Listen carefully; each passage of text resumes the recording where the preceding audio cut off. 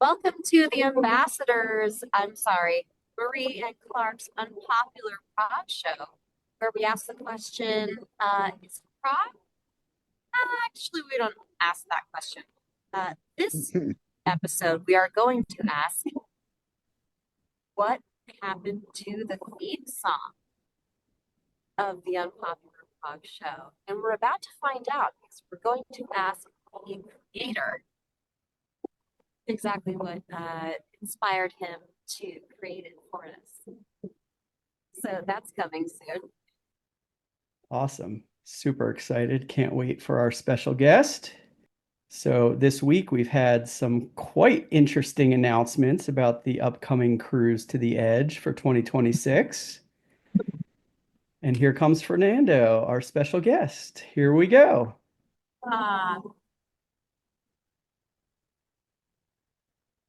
Are you gonna let him in, or is he? Me in. Hello, everybody. Hi, Clark. Hey, Fernando, how are you? I'm on. I'm on. I'm on. Amazing. Hey, Congratulations. Barry. What's up, y'all?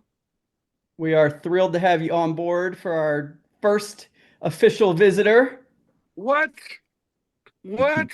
No one else? Well, I'm very happy to be the first one to pop your visitor cherry. Thank you so much. What's going on, y'all? Happy Saturday. Happy Happy Saturday? Saturday. Marie decided to join us from the beach to Oh, yeah, I see. show off just how Well, amazing things are for her. yeah, that's cool. Hey, you know what, man? That's one of the beautiful things about Maria. She's everywhere. True, true.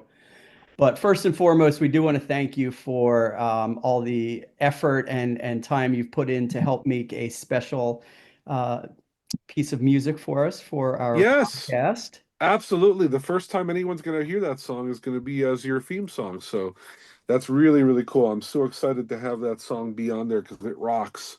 I said, I got to do something heavy because I know you guys like the heavy. So that's probably the heaviest song yet for the Waves albums. So there you go. We love it. Love that. So when you're asking for what do you guys want from a theme song, and I completely trusted your, creative intuition, and I love it. It's Thank you.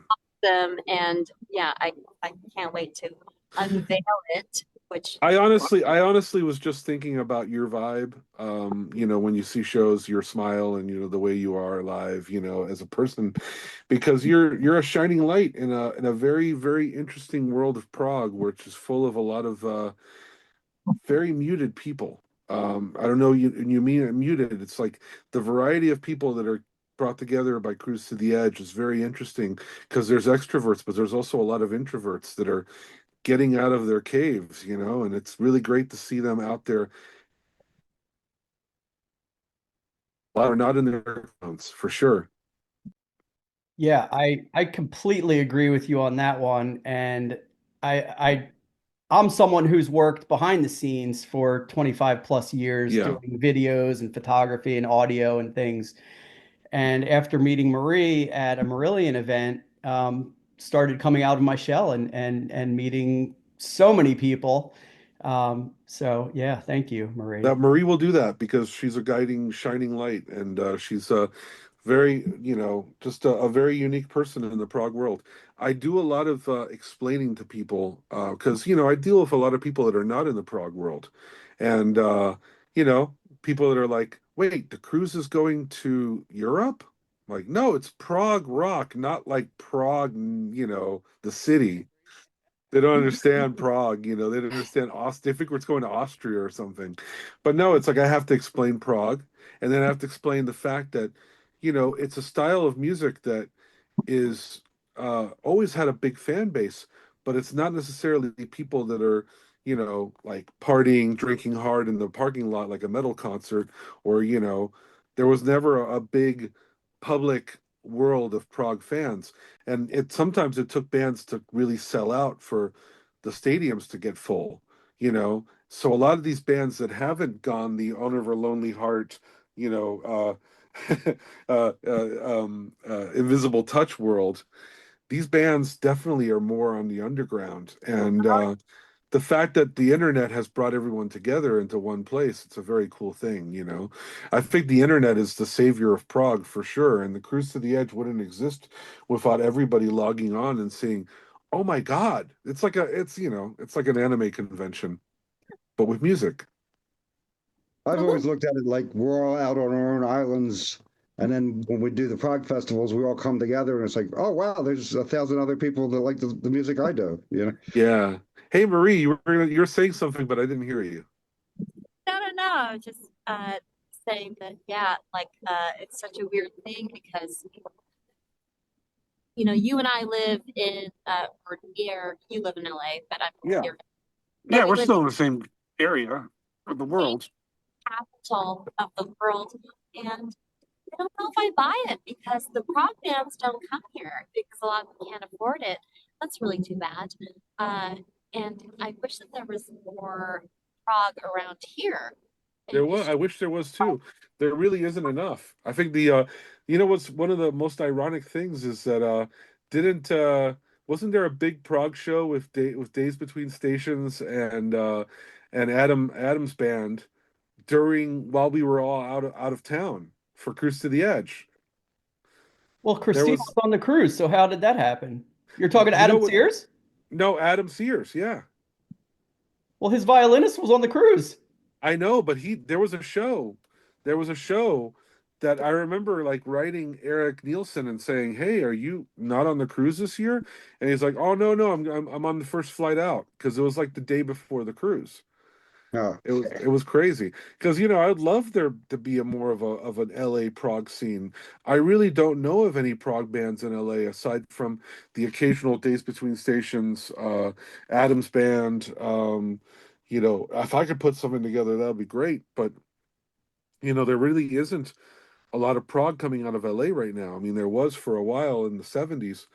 There was stuff, but it's like it's really interesting that this huge mecca of rock and roll doesn't really have a prog scene. And if there was a prog scene, where will we play? I know that Sound of Contact did a show at the Whiskey, opening up for who were they opening up for? I ABBA. forgot what it was. And there's like always like there. I think the last big prog thing I remember going to here was Ryo Akamoto. He did a thing at Jonathan Mover's studio, Oh, doing his big show. And then Project did something as well because he's Jonathan Mover's based out of here, and then there's stuff at Alva's showroom, but that's way up in St. Peter, all right? Yeah, I haven't been there yet. few of those things there. I've seen Saga there. I've seen Project there. Uh, well, no, I don't think Project was at that exact place, but it was kind of nearby. And so what's really cool is that they are coming to my part of town again, At uh, the Grape, right? at the Grape, which is my jazz place that I go Cool. to at least once a week. That's Love awesome. the place. Mike Keneally has played there, Cool. and never forget what was it very last year after I came back from Prague Stock. night It after was like Prague Stock, it Fernando was and like I were at the Keswick together Yes, for Martha Krisha. with genetics, and Oh, you genetics. were That's right, at the genetics. Yeah, Project and then show, we and we stayed were to like Keswick. sending photos back and forth. no, I actually didn't even know about it. And the next day, I got back and I'm still like kind of, coming down from the whole Prague Stock thing and uh and my friend Steve Nicholson, who's a drummer in a lot of local bands, really great guy. And he was like, Project is playing, like there's a Project show at the Grave. And I'm like, really? I had no idea. And he was like, Hmm. oh, fit you in. And like he did. And that was awesome. And I got to hang out with Rio, who's a friend, and got to check out the band. What I'm more excited about is that when they're playing here in July, their opener will be one of my favorite guitarists ever, Travis Larson. Awesome. Travis Larson's great. Yeah, I saw him at Prog Stock. He was wonderful. Agreed. amazing. Love his playing. It's so melodic, like the instrumental stuff. Like there's some rough stuff in there, but it's his playing is just so Yeah. It I love his bass player. She's great. She's really good. oh, so We good. need Jen, more, I had a really great conversation with Sheila Maloney, the keyboard player for David Cross Band on the boat. And there's never been more female musicians on the boat than this year. And it's starting to be a nice change because, it was really cool that there was almost it was about 10, I remember. And they were all great, you Can I know. transition to something real quick? I'd like to Yeah. first ask a little bit more about the inspiration and how you came about creating the theme song and kind of to piggyback to that, I know that you were kind enough to write a song for David Westbay after he passed, and I'd love to Yeah. talk a little bit more about how that came about because the layers and the music, it's so powerful. Well, there's a human element to everything I do. And David was always, a wonderful person. Last time we hung out was with Marie before the John Anderson and the Band Geeks show in Thousand Oaks. And he was always such a shiny person, such a happy person. And him and Pam were inseparable. And again, the LA Prague community, I always remember, hanging out with him at a pizza place, watching Initiator, which is Dennis Atlas's band. Shred through all their stuff, and it's really cool. He was a great guy, and when he passed away, I was so moved that I and sad about it that I picked up a guitar and immediately improvised half the song, and I wanted to do that as a soothing song for Pam, and for all the people that knew him, and then a similar thing happened with the theme song is I had just gotten off the boat and I was inspired by everything I heard, and I was like, okay, I got to get a little heavier because a lot of my prog, is more atmospheric and especially waves. I'm looking at these album covers by Joe Galdo, and there's a lot of blue sky and there's a lot of sand and a lot of water. But I think on this one, I wanted it to be a riff-based song, which is a rarity for me. Hey, there you go. And of all skies things, are blue.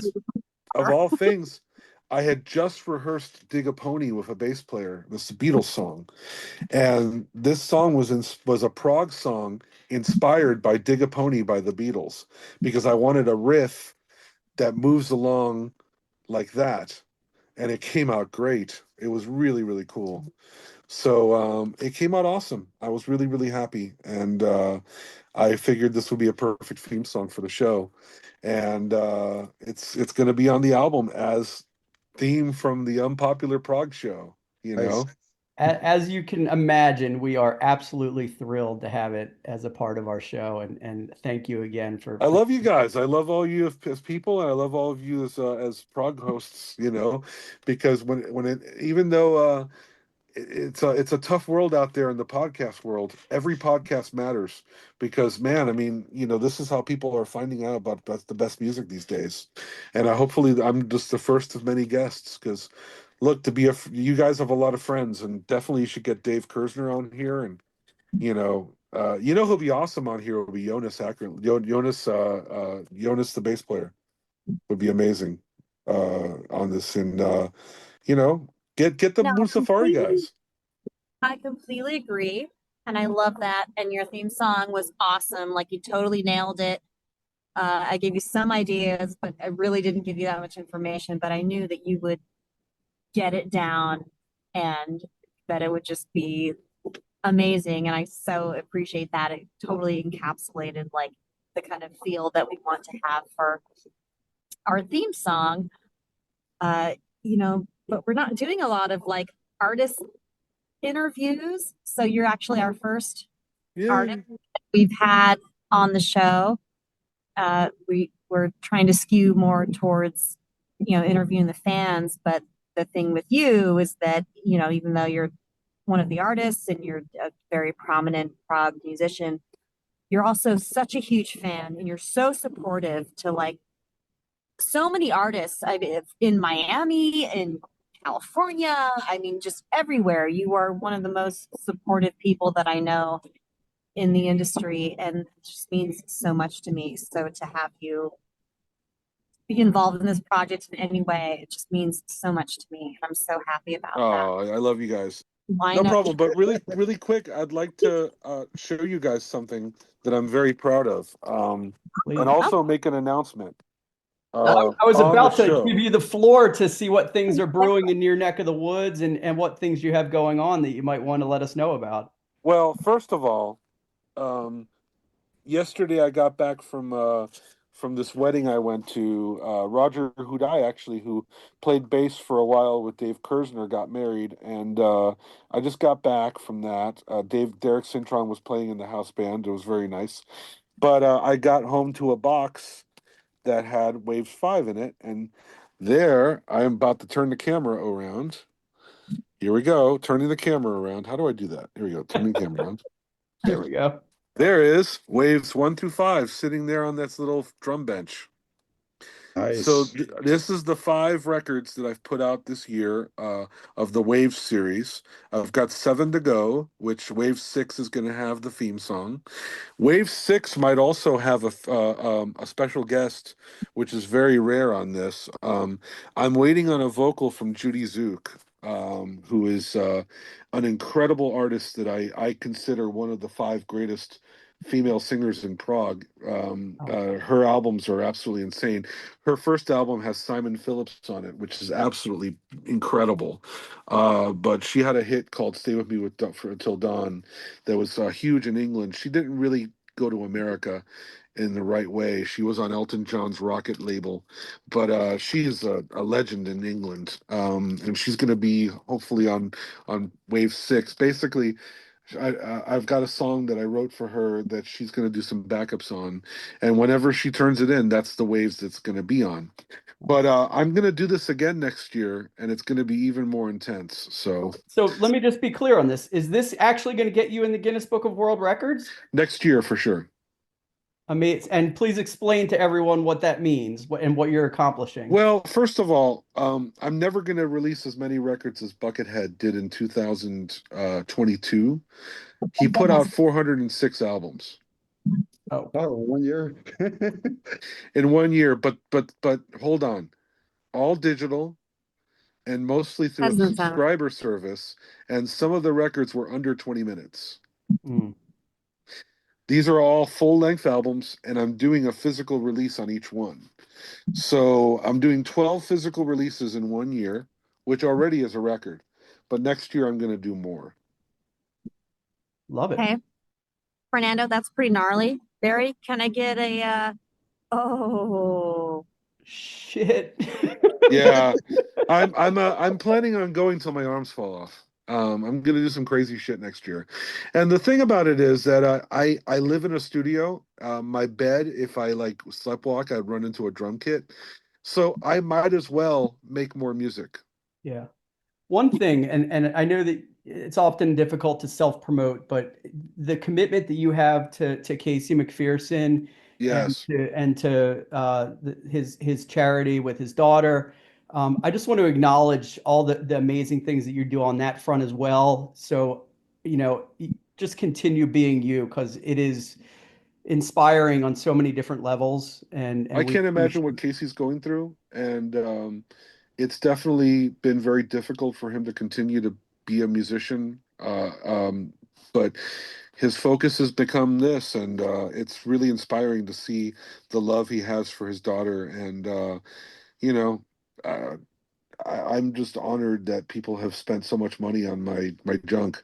But you know what? It's great. It's a beautiful thing, and I Hey, love are you the selling your junk? generosity that everybody has. Yeah, somebody bought my junk.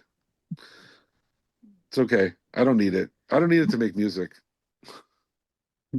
Well, you have great hats. Marie should have been wearing one of your hats today. I Uh, know, I know. but it I'm a looked little way better on her than surprised. it did with me, so it's all good. A good I love cause. you guys. This is great, and I'm really excited to be part of your story, and I want to see you guys grow. Yes, thank you. I But want I want Unpopular to one day be a complete inside joke, as you guys have millions of subscribers. all already is an inside joke. That's the whole point. And that you're a part of it, I really appreciate that. And you are just, I mean, one of the most prolific, supportive, most wonderful artists and person that I've ever met. Thank you.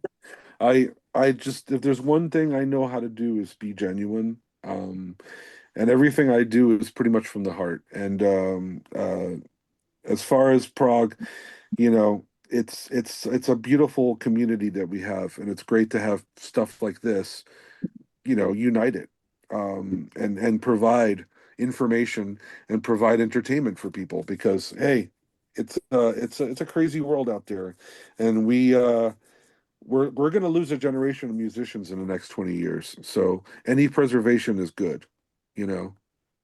Yeah, for sure. So I came up with the top three Fernando gigs.